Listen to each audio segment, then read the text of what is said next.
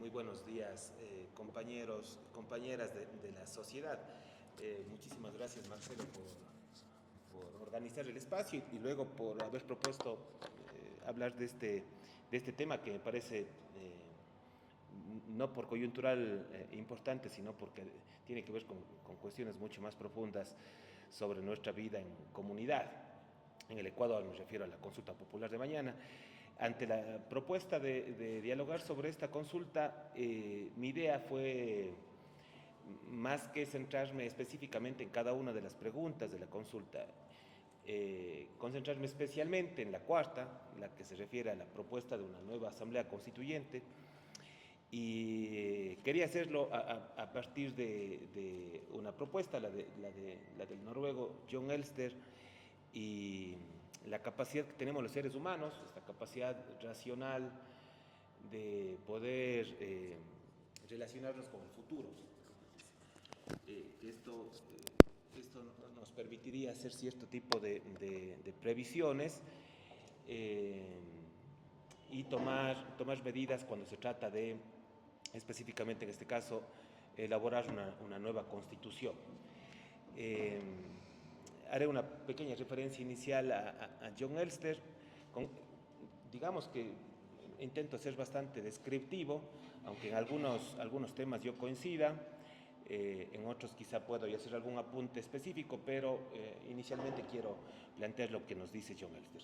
John Elster, que es un filósofo noruego, que debe estar más o menos en los 85 años de edad actualmente, es conocido como marxista analítico, pero él tiene entre varias obras, dos obras que son importantes para el tema que quiero plantear hoy.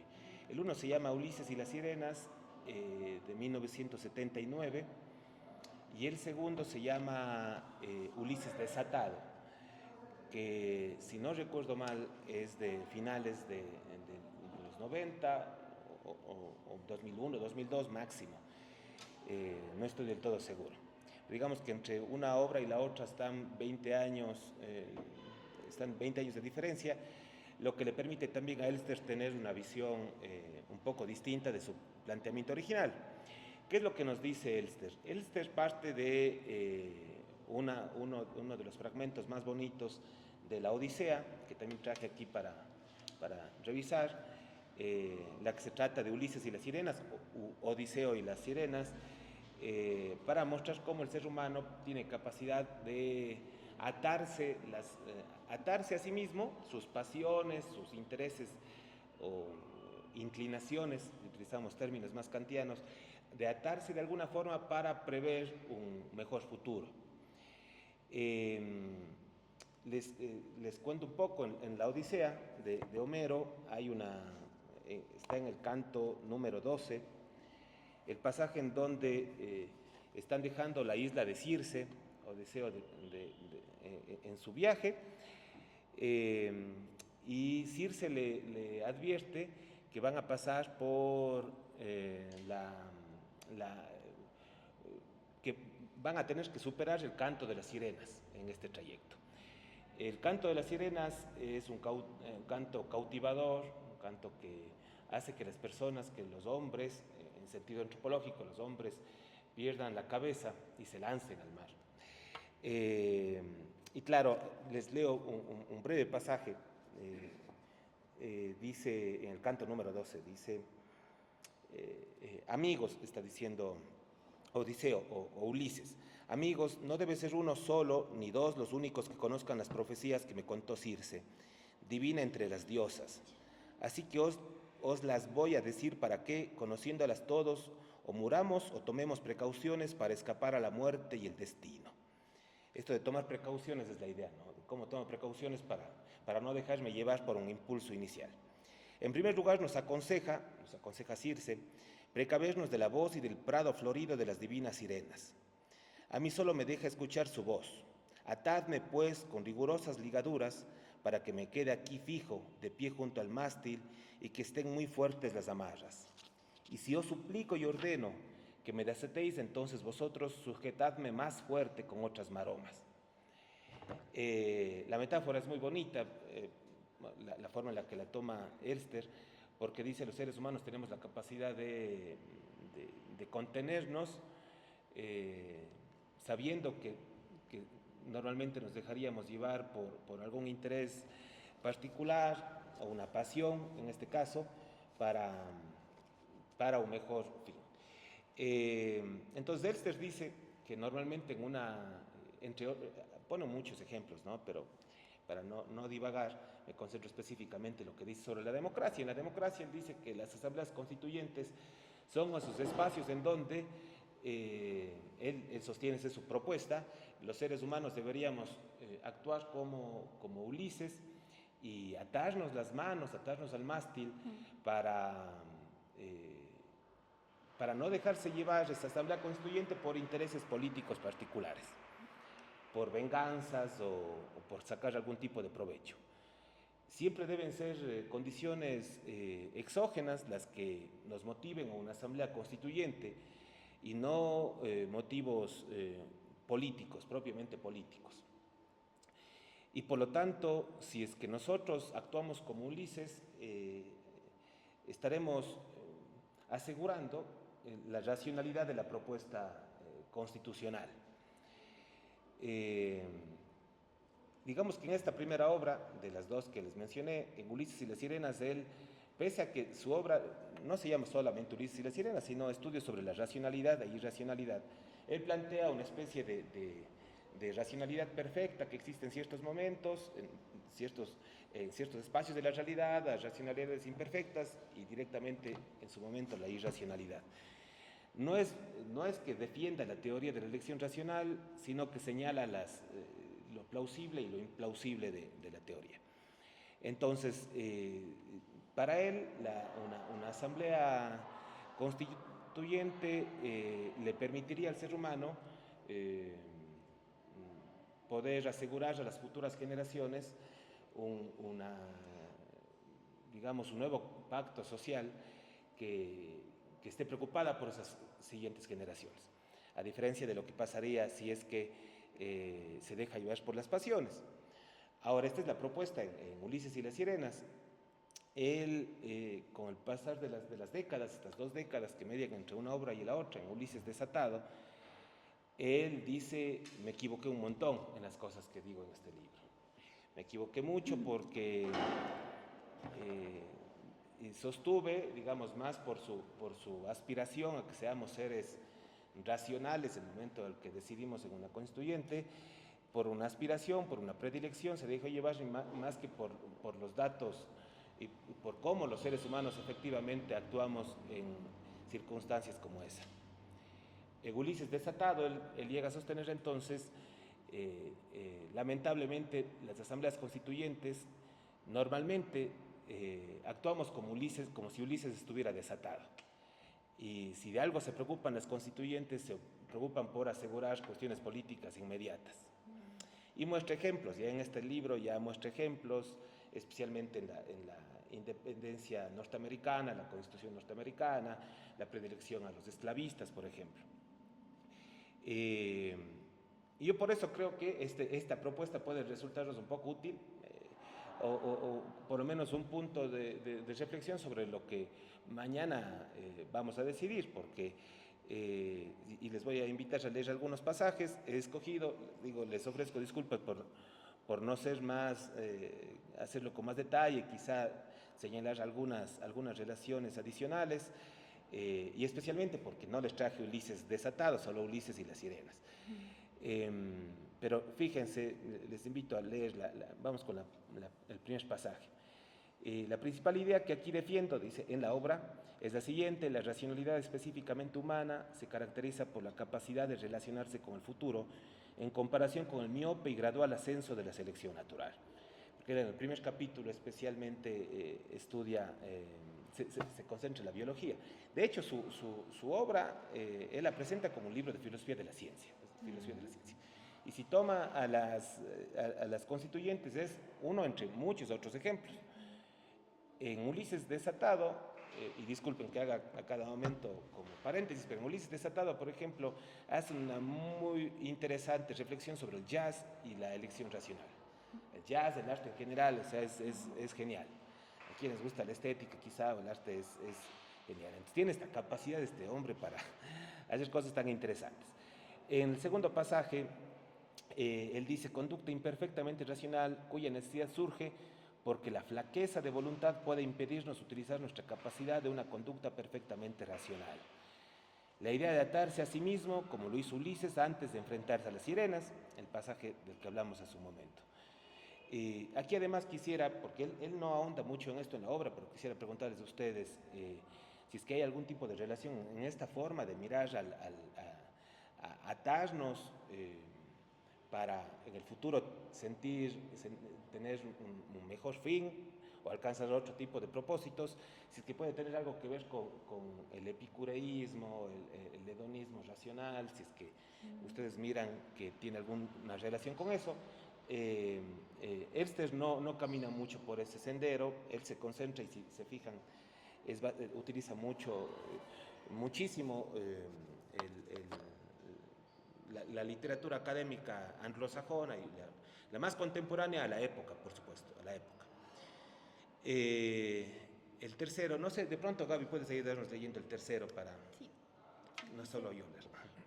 Ulises no era por completo racional, pues un ser racional no habría tenido que apelar a este recurso, tampoco era sencillamente el pasivo e irracional vehículo de sus cambiantes caprichos y deseos, pues era capaz de alcanzar por medios indirectos el mismo fin que una persona racional habría podido alcanzar de manera directa.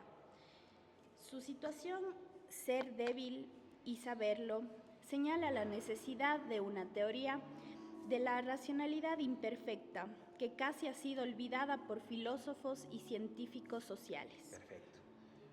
Muchas gracias. Digamos que aquí, además, muestra esta defensa de cierto principio, ¿no? de defender la racionalidad humana, aunque sea una racionalidad imperfecta, pero que es posible. Insisto en esto, luego él dirá, al parecer no sucede lo mismo.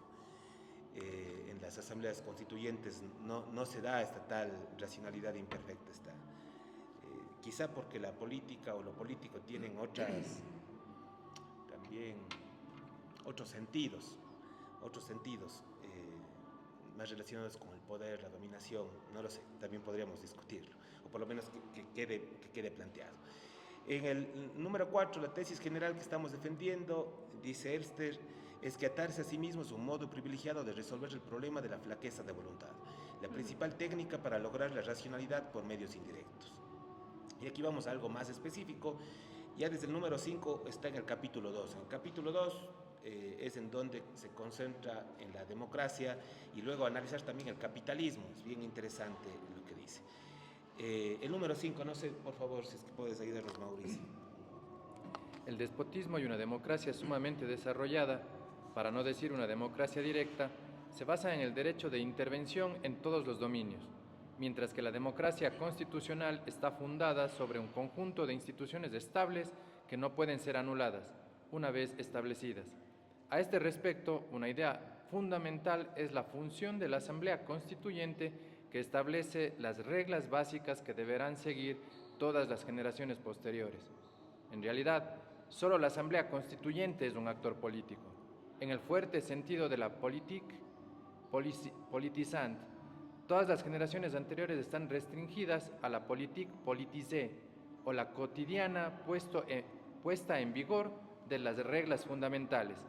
La nación puede atarse a sí misma, idea controvertida, mediante la Asamblea Constituyente, confiando ciertos poderes de decisión a la rama judicial, requiriendo que las reglas básicas solo puedan ser cambiadas por una mayoría de 2/3 o 3/4, etc. Perfecto. Aquí quizá estos dos términos que son muy interesantes, esto de politizante con política politizante, es decir, lo que está constituyendo, y lo otro ya una política instituida, ¿no? Digamos, por un lado, las instituciones que se quieren establecer, las otras ya establecidas. Con otros términos como lo constituyente y lo constituido, mientras que la Asamblea Constituyente, claro, digamos, recién está estableciendo las reglas a futuro, las siguientes generaciones nos topamos con una institución ya dada. Y esto también quizá para hacer una especie de crítica, digamos, si nos ponemos a pensar un poco en lo que, en los motivos por los que ahora se plantea una nueva constitución, y quizá por el gran apoyo que tiene también mucha gente, yo no conozco de datos, de cuestiones más empíricas o técnicas, pero he percibido que hay mucho apoyo de la gente. Y aquí que algunos somos profesores, también yo veo en las generaciones más jóvenes, quizá que nacieron con la Constitución o despuesito, yo normalmente soy profesor de chicos de 17, 18, el primer ciclo, no sienten ningún tipo de identificación o conexión con la Constitución. Y quizá eso también, claro, nos plantea esta idea, ¿no? ¿Por qué como nuevas generaciones no tienen también la posibilidad de plantearse nuevas reglas? Porque la sociedad del 2008, 2007-2008 ha cambiado mucho. La noción de comunidad, las relaciones humanas, la presencia de la tecnología, quizá también hace que de pronto cambie la situación, y mucha gente hoy en día se sienta por fuera del pacto social establecido por la Constitución de 2008.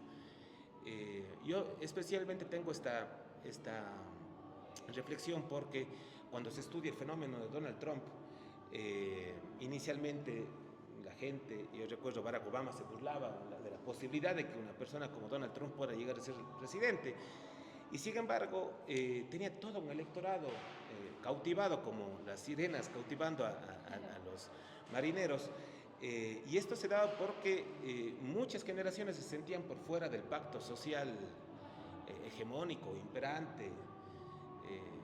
La izquierda tenía preocupaciones, lo woke, ¿no?, que se ataca tanto, y de pronto las condiciones laborales, los obreros se sentían por fuera. Si hay un electorado que se sentía por fuera y explica el fenómeno de Donald Trump, quizá en Ecuador también puede estar pasando algo parecido, es decir, más allá de Noboa y desde mi perspectiva perversa figura y su representación de este capitalismo neoliberal, lo cierto es que hay mucha gente que no mira en los derechos de la naturaleza a algo que les identifique, no mira en la plurinacionalidad o en la interculturalidad una posibilidad real, quizá por culpa del propio capitalismo, pero esto que él señala, ¿no?, y está en el 6º número, la paradoja de la democracia puede expresarse así: cada generación desea ser libre de atar a su sucesora sin estar atada por sus predecesoras. Eso, más allá de lo que mañana suceda, yo sé que es muy importante lo que mañana suceda, pero ¿cuál sería nuestro papel, digamos, en el escenario en el que se acepta una nueva constituyente? ¿Cuál sería el escenario? ¿Sería distinto? ¿Habrá espacio, no, para ciertas reivindicaciones que teníamos antes? No sé si Eduardo puedes ayudarme con la séptima, por favor. La estrategia de Ulises consiste en comprometer a las generaciones posteriores estableciendo una constitución que incluye cláusulas que impiden cambiarla fácilmente. La Asamblea Constituyente tiene un carácter excepcional y privilegiado, no por derecho sino por accidente histórico. En situaciones históricas excepcionales e impredecibles, la representatividad de las personas y la legitimidad de los métodos de voto se deciden en el lugar. La drástica ruptura con el pasado deja a la Asamblea libre de atar el futuro. Desde luego, la condición importante es que la repercusión debe llegar de fuera del sistema político. Queda excluida toda simple operación de ayudarse a sí mismo. Claro, y si es que vamos a esta ruptura, a esta drástica ruptura, lo que implicaría una constituyente, por lo menos es algo que comenté en su momento, ¿no? Las condiciones deberían darse desde fuera del sistema político. Ahí también, por supuesto, digamos, aunque en Ulises desatado, John Exter reconoce el papel que en realidad tienen las pasiones, esos intereses y necesidades para elaborar una constituyente, no ahonda mucho en algo que quizá también podría decirse y que también se estudia, y es que sin pasiones, sin esos intereses, no se puede llevar adelante una asamblea constituyente. Es decir, es un proceso tan complejo, un proceso que es tan desgastante, tanto para el político o la política que esté en el espacio, como para el Estado como tal, que sin esa pasión quizá más bien no se podría llevar a cabo una asamblea. Es decir, con el puro ejercicio racional quizá no nos decidamos nunca a hacer una asamblea constituyente. Pero me parece que fue Spinoza, que sin pasión no hay acción, sin afecto no hay acción. Y quizá eso también, desde la teoría de la elección racional, podría ser un vacío, el no mirar también este papel estructurante que tienen las pasiones. Y finalmente, el último pasaje.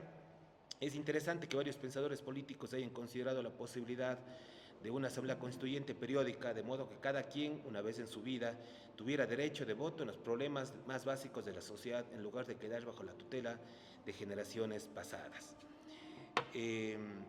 Aquí de nuevo esta perspectiva teórica que tiene Elster, porque al ser filósofo no es que había estudiado los procesos constituyentes, sino de forma puramente teórica, quizá no le deja ver que este tipo de propuestas, como tener una constitución, en la misma obra dice, ¿no?, que quizá cada 30 años podría darse una nueva constitución. Boaventura de Sousa Santos hablaba del constitucionalismo experimental, decía que revisemos la constitución cada 10 años, dice Boaventura de Sousa Santos, para ver si es que sigue o no reflejando los horizontes de la sociedad.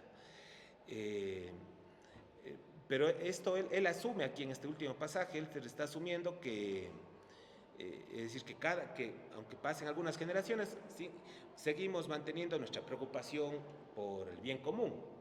Y por eso entonces una nueva generación podría tener derecho de una nueva constitución, pero casi para actualizar los términos que tienen el mismo fin, para reconocer errores y seguiríamos. Pero en los hechos, y especialmente si vemos la historia constitucional de nuestro país, nuestras constituciones no han respondido, salvo muy contadas excepciones, no han respondido a esa idea de bien común. Yo destacaría en la historia constitucional ecuatoriana, especialmente la Constitución de 2008, no porque no contenga también muchos intereses específicos de la época, sino porque de todas formas hizo un ejercicio el de Ulises. Yo creo que se hace un ejercicio el de Ulises cuando previó, por ejemplo, la ciudadanía universal, el no discriminar a nadie por su condición migratoria, por su estado de salud, cuando vio en la naturaleza, lo que hablaste tú, Mauricio, hace un rato, me parece, lo de la propiedad, o fuiste Eduardo, perdón, la propiedad intelectual, por ejemplo, la forma de reconocimiento de saberes ancestrales y de proteger nuestro conocimiento. Creo que estábamos antes de lo que está pasando ahora, ya se veían ciertos síntomas de estas nuevas expresiones del capitalismo, pero ahora es mucho más grave, y por eso creo que ahora justo la Constitución resulta completamente inadecuada para unas condiciones, para el estadio en el que se encuentra el capitalismo a nivel global, en donde, claro, nosotros representamos un lunar, digámoslo, como una posibilidad de hacer las cosas distintas. Entonces, eso era, amigos y amigas, la idea, como yo he intentado hacer más bien, es describir lo que nos dice Elster, pero a ver ustedes también que conocen de estos ámbitos mucho más que yo. En filosofía de la ciencia yo manejo poco, pero qué tan real es lo que él nos propone, y también a la luz de lo que nos va a pasar mañana. Eso, y por supuesto, gracias Marcelo y compañeros por escuchar.